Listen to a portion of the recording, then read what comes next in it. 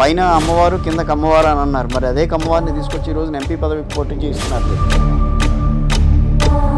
ఒక మేయర్ అయిన తర్వాత ఫస్ట్ రియాక్షన్ ఎట్లా అనిపించింది మీకు? గతంలో ఏనాడు కని విని ఎరుగని విధంగా బీసీ మహిళని చేసిన ఘనత. ముస్లిమ్స్ ఎక్కువ ఉన్నారు కాబట్టి మీకు ఇక్కడ వైఎస్ఆర్ కాంగ్రెస్ పార్టీ ఆసిఫ్ గారిని నిలబెట్టిందని అనుకోవచ్చు. విజయవాడ నగరం అంటేనే రాజకీయ పరిజ్ఞానం కలిగిన నగరం. గతంలోన గుళ్ళను కూలగొట్టిన ఘనత చంద్రబాబు నాయుడు అయితే వైఎస్ఆర్ కాంగ్రెస్ పార్టీ ఎంత ప్రభావం చూపిస్తుందో అటు పక్కన జనసేన కూడా అంతే ప్రభావం చూపిస్తోంది ఈ రోజుల్లో. సినిమా హీరోస్ అంటే పిల్లలకి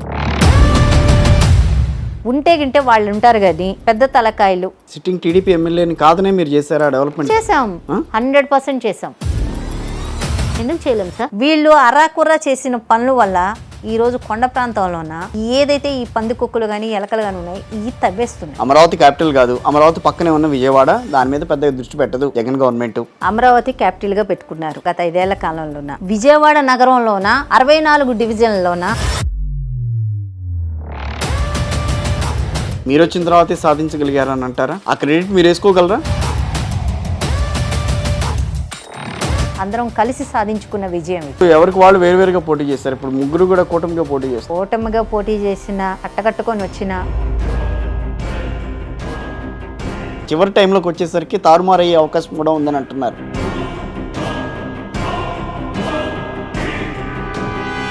ఐదేళ్ల కాలంలో చంద్రబాబు నాయుడు గారు అభివృద్ధి ఏం చేశారు చూపించమని. వైఎస్ఆర్ కాంగ్రెస్ పార్టీ అధికారంలోకి వచ్చిన తర్వాత కూడా ఏం కట్టలేదుగా. 3 రాజధానులు పెడతాము అని చెప్పారు.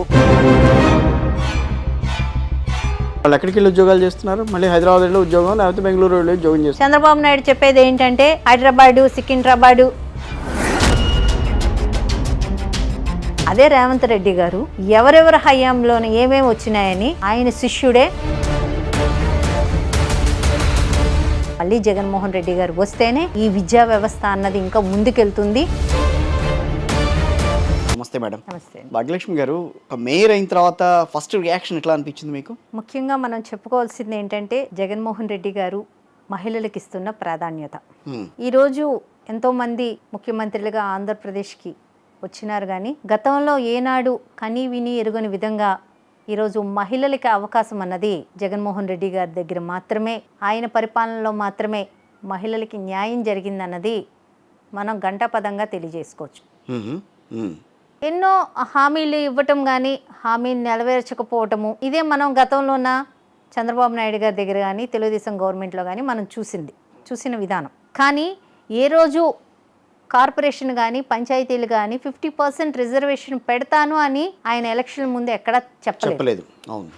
కానీ ఆఫ్టర్ ఎలక్షన్స్ తర్వాత ఆయన సీఎంగా మన ఆంధ్రప్రదేశ్కి వచ్చిన తర్వాత 50% రిజర్వేషన్ అన్నది మహిళలకి ఉండాలి అన్న ఒక మంచి ఉద్దేశంతో ఈరోజు కార్పొరేషన్లో కానీ పంచాయతీల్లో కానీ 50% రిజర్వేషన్లు కల్పించి మహిళలకి ఏదైతే మనం రాజకీయంగా వాళ్ళని ముందుకు తీసుకొస్తే ఇంటిని ఏ రకంగా వాళ్ళు చక్కబెట్టుకోగలరు, అలాగే రాజ్యాధికారాన్ని అందజేస్తే వాళ్ళు ఆ విధంగానే ముందుకు తీసుకెళ్లరు అని నమ్మిన వ్యక్తి జగన్మోహన్ రెడ్డి గారు. ఈరోజు సంక్షేమంలో కానివ్వండి, ప్రతి ఒక్క సంక్షేమ పథకాల్లోన మహిళల్ని ముందు పెట్టటము, అలాగే రేషన్ కార్డులో ఇంటి యజమానిగా మహిళను ముందు పెట్టడం, అన్ని రకాలుగా ఒక అన్నదమ్ముడుగా నేను మీతో ఉన్నాను అని చెప్పి మహిళలకి ఎంతో భరోసా ఇచ్చిన వ్యక్తి జగన్మోహన్ రెడ్డి గారు.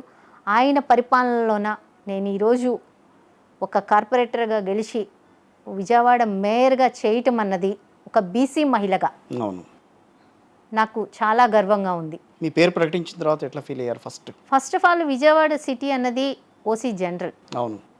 దీన్ని బీసీ చేసి బీసీ మహిళని చేసిన ఘనత జగన్మోహన్ రెడ్డి గారిది. విజయవాడ నగరం అంటేనే రాజకీయ పరిజ్ఞానం కలిగిన నగరం. ఎంతో మంది మహామహులు ఇక్కడ రాజకీయ వ్యక్తులుగా రావటం అన్నది మనం చూసాం. కానీ ఇలాంటి ఒక పరిస్థితుల్లోన ఒక బీసీని మేయర్ చేయాలి. ఇక్కడ మనకి ఒక నానుడు కూడా ఉంది విజయవాడ సిటీలో, పైన అమ్మవారు కింద కమ్మవారు అన్న మాట ఉండడం మనం గతంలో కూడా చాలా దగ్గర విన్నాం. కానీ బీసీలకి ప్రాధాన్యత ఇవ్వాలి, నా ఎస్సీ, నా ఎస్టీ, నా బీసీ, నా మైనారిటీ అని చెప్పటం కాదు. బీసీలు మాకు వెన్నుముక్క అని చెప్పుకోవడం కాదు, అది చేతల్లో చేసి చూపించిన ఘనత ఈరోజు జగన్మోహన్ రెడ్డి గారిది.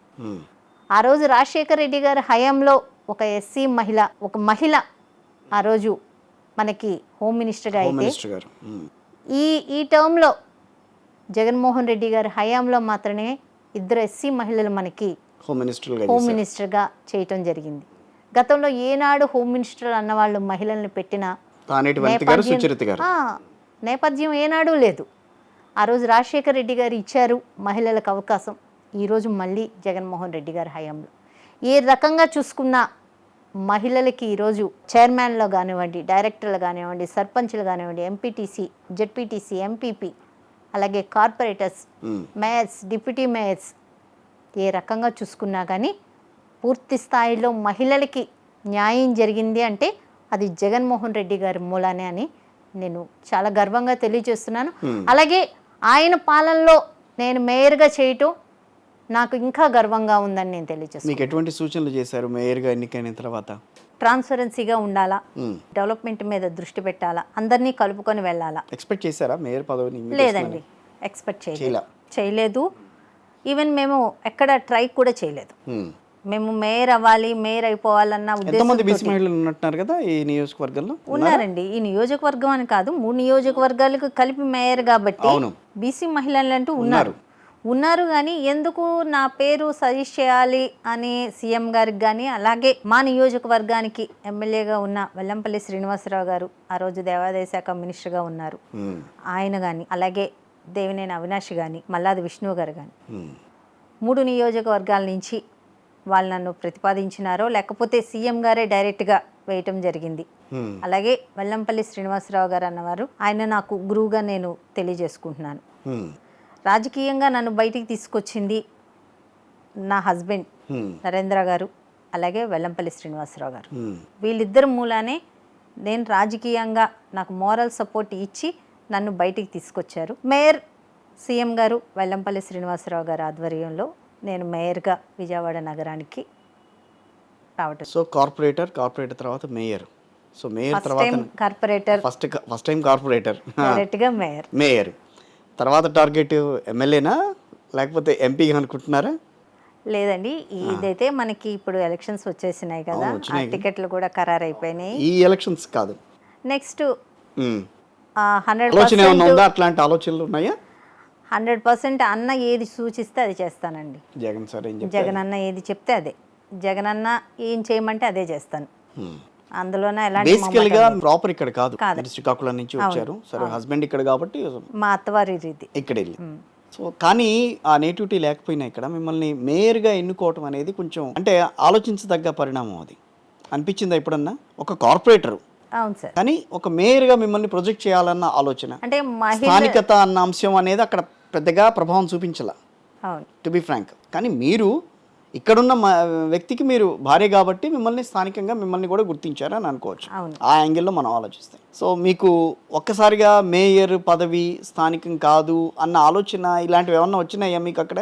లేదండి, అలాంటివి ఏమనుకోలేదు అక్కడ ఎక్కడ. నాకు ఇంతవరకు అలాంటిది అనుభవం అన్నది నాకు రాలేదు. 3 ఏళ్ళు మొన్న మార్చి ఎవరు క్వశ్చన్ చేయలేదు. నేనే చెప్తాను ఇది నా ప్రాపర్ కాదు, మా హస్బెండ్ ప్రాపర్ ఇది.